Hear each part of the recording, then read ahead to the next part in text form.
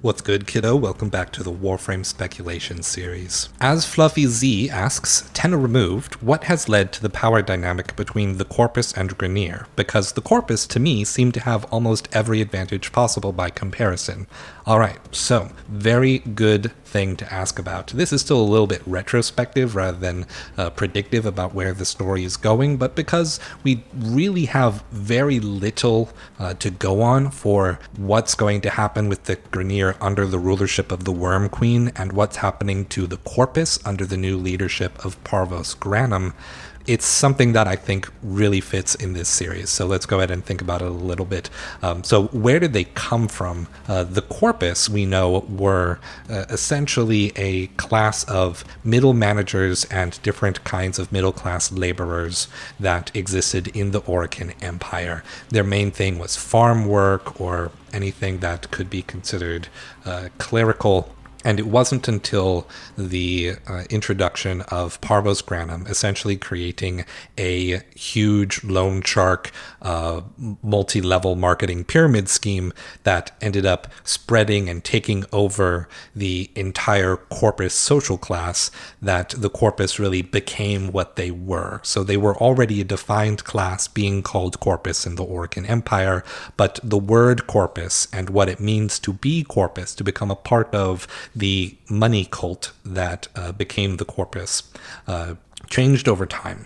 Parvos Granum maintained being the head of that organization, of that business that he started, eventually discovering the spectre particles and using the sale and use of spectre particles in conjunction with Ballas and the Orokin in order to establish himself as a wealthy presence in the Orokin Empire, despite being separate from the official categories, the official social classes of the Orokin Empire. Things like the executors, the emperors that we never hear about, the Archimedeans, the Lorists, all those different names that you hear occasionally throughout the lore of defined social classes that count as Orokin, whereas Corpus were non-Orokin, separate laborers, not yet qualifying to be Orokin yet. So from that perspective, I kind of see where Fluffy Z is coming from.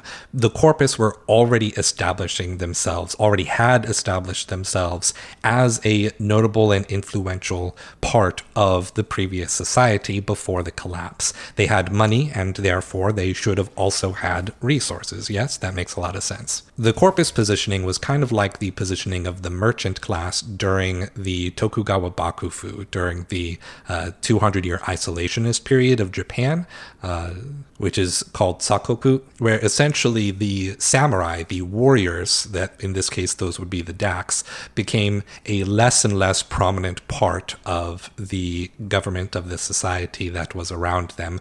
The samurai became essentially bureaucrats who were legally allowed to carry swords and still did demonstrations in sport and publicly and did abuses of power.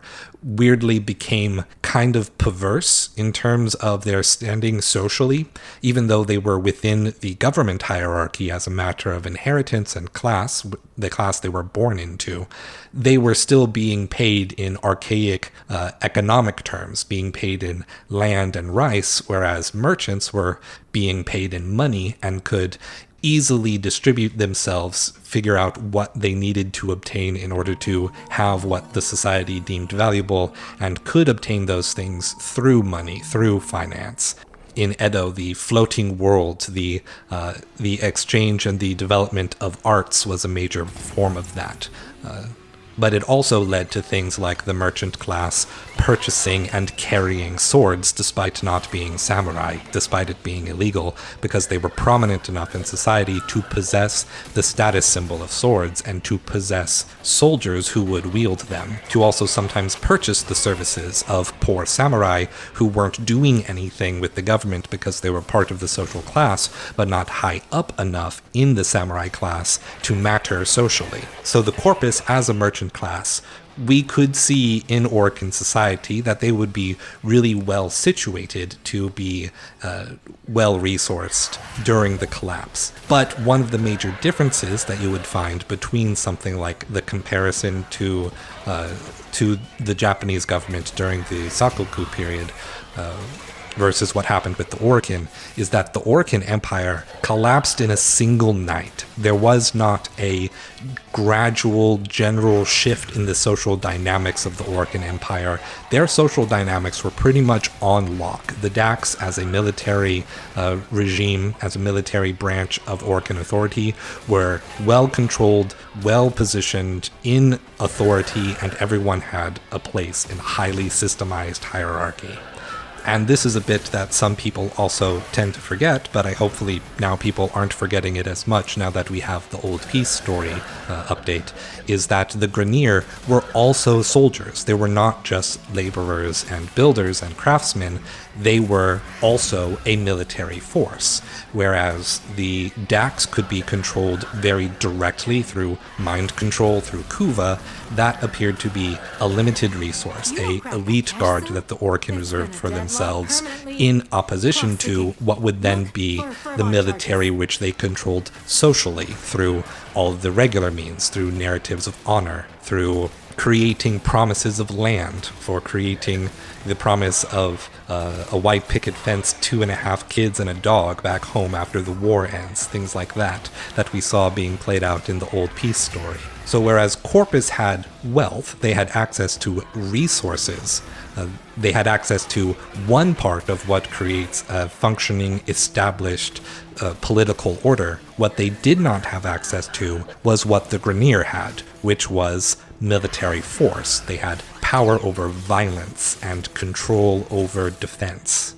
So in a way, you can see that the Corpus and the Grineer kind of represent two incomplete halves of a single functioning government. The Corpus have resources and hierarchy and organization that allows for the distributing of resources via bureaucracy, whereas the Grineer have military power, military development. They are just as intelligent and capable of technological development as the Corpus, just with a different set of resources to achieve those ends. Grineer technology is clunkier and more brutish because they have a different kind of resource over specifically military technology and those applications. Things like biological engineering is part of biological warfare, hence their ability to wield gas and other things. So what we have to remember is that even though the Corpus technology looks very clean and pristine and like 80s retro futurist style, the Grineer, despite being very industrial and dirty, aren't technologically behind the Corpus. They have two completely co-equal sets of resources that they are able to pool together, and to be quite frank, they organize it in different ways. The Corpus create debts and wage slaves. The Grineer created kingdoms, fiefdoms, and those kinds of hierarchies. So whereas the Grineer follow the rules and the directions of their leadership through maintaining things like military hierarchy and order, the Corpus do it through functionally slavery, through creating a religious ideology of wealth that is then controlled through a series of debts all the way down their corporate hierarchy ladder. Everyone who is at the top with Parvos Granum on the board or in the high leadership is able to make profits and control the directions of resources. But all of the Corpus rank and file, they're not trading in profits, they're trading in debts. And that is seen from the world building of the people on Fortuna. So even if we were to accept that the Corpus are ahead of the Grineer in terms of total technological development and resources, their actual mode of organizing people and creating a society that follows orders and does things with unified action is in a much worse place than the military hierarchy of the Grineer, because people who are below, who are on the lower rungs of Corpus society, are always looking for a way to get a leg up on their neighbors, to get a leg up on the people above them. It's extremely cutthroat. There's no honor or respect amongst them. And so they self-sabotage quite frequently, like what we experienced with the conflict between the Parent sequence and Fraud Beck. Corpus infighting is the norm, whereas the Grineer, anything that tries to break out of the military queenship hierarchy, is very much not the norm. It's rare. That was a great question. Thank you, As Fluffy Z, for asking it, and now we're going to move on. This question probably could have been a standalone video, but nobody else asked about the Grineer and the Corpus, so I'm going to include it here so that we can have something a little bit more robust. Amelia the Defiant asks, trying to keep it focused on themes first and what the story is trying to say, like you said, I wonder what the nature of the operator and drifter's relationship actually is, and what the thematic point is of that story. I often think about how Ballas imprisoned our current-day operator in the Zerman incident, which means the drifter might actually have split from our Tenno main character, who went through the game's story, right? It would also explain why they know about smiles from Duranrel, etc. What purpose does this actually serve with the themes of the game, whether or not this is true? My heart tells me that it's about codependency. The operator and the drifter are two paths our Tenno took in the wake of the new war. The operator is the path where we remain as we were. We are codependent on the Lotus, emotionally overattached maybe, still a child at heart, but that has its own benefits too. The drifter is the path where we had to do without her for a very, very long time. We had to become our own person by force. It's taken a toll on us, and the drifter is more detached, more cynical, stronger maybe, but hurting, but also slowly healing again. And personally, I think it's not about one versus the other, but bridging the gap. Being a well-rounded person who can be both in the course of our lives. Keeping your inner child alive and healthy, and being able to be a practical adult, being both as the situation demands it. Not by one way alone is mastery achieved. But that's my interpretation. I want to hear what yours is. So we're not too far off, Amelia. I think a lot of the specifics of the differences between the drifter and the operator and how do they have a mutual knowledge base can be answered more broadly, as these are cultural aspects of the setting that, of course, the two characters would share because of their shared timeline. Just as, say, one Tenno and another Tenno would both know smiles from Duran as a cultural artifact, even if only one Tenno canonically experienced the memories of Excalibur Umbra during the Sacrifice quest.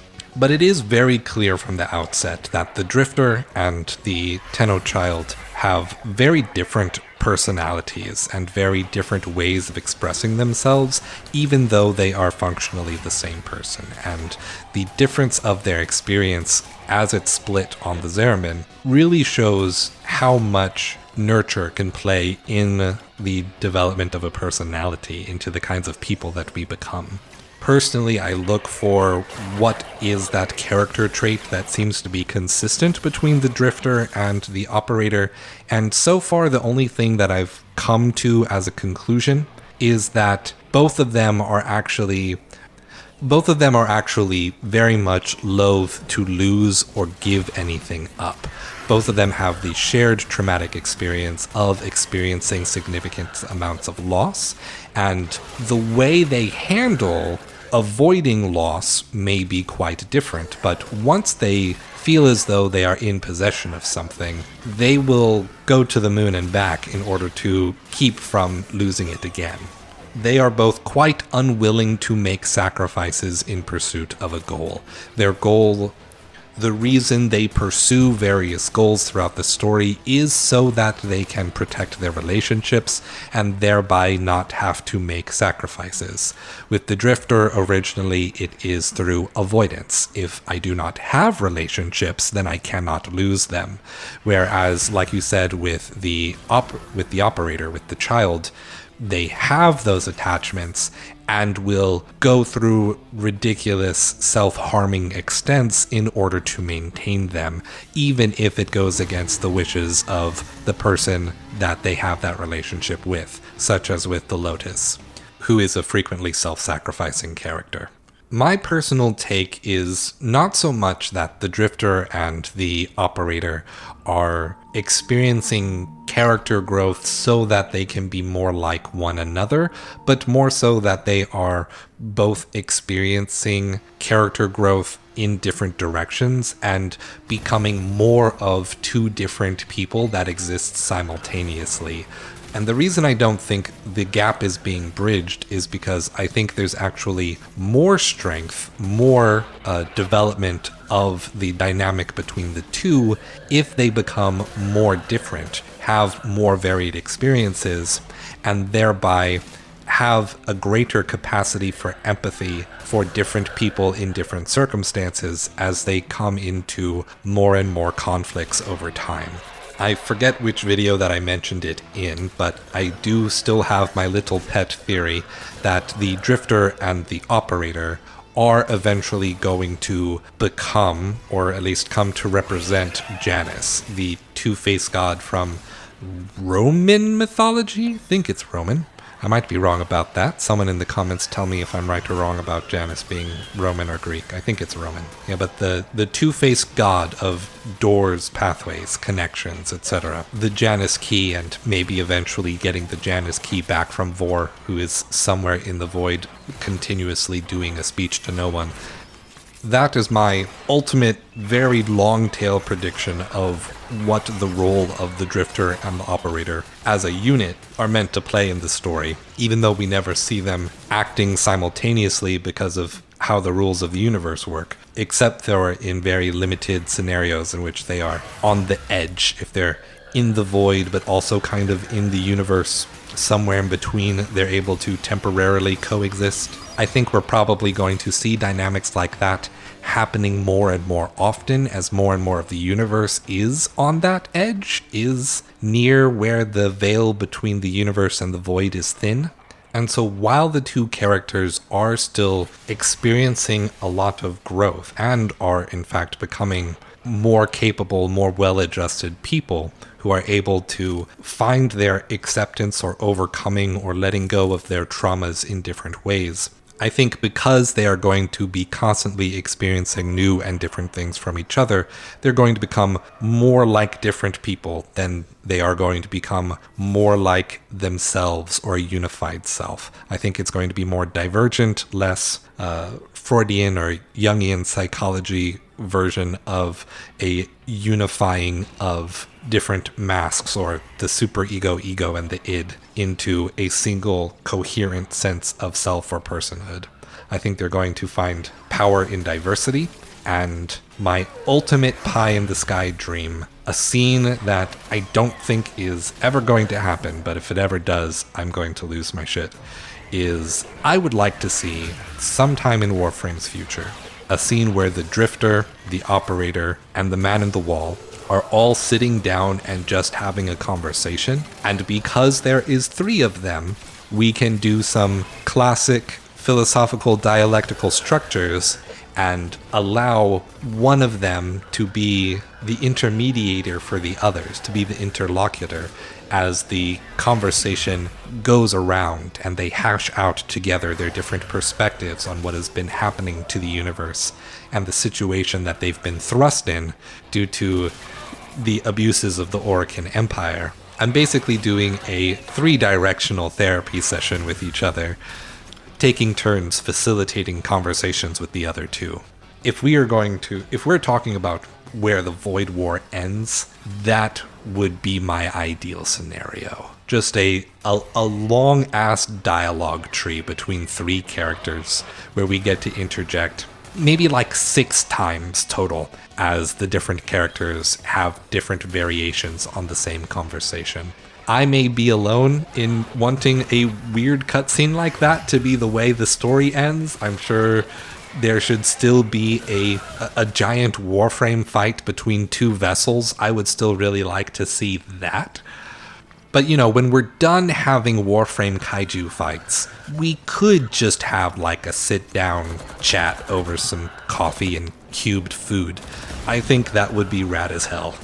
And hopefully some other people do too. Maybe I can get some groundswell and community influence there. Thank you for watching, everyone. And now my question for you is, can you predict when the next episode of this series will come out?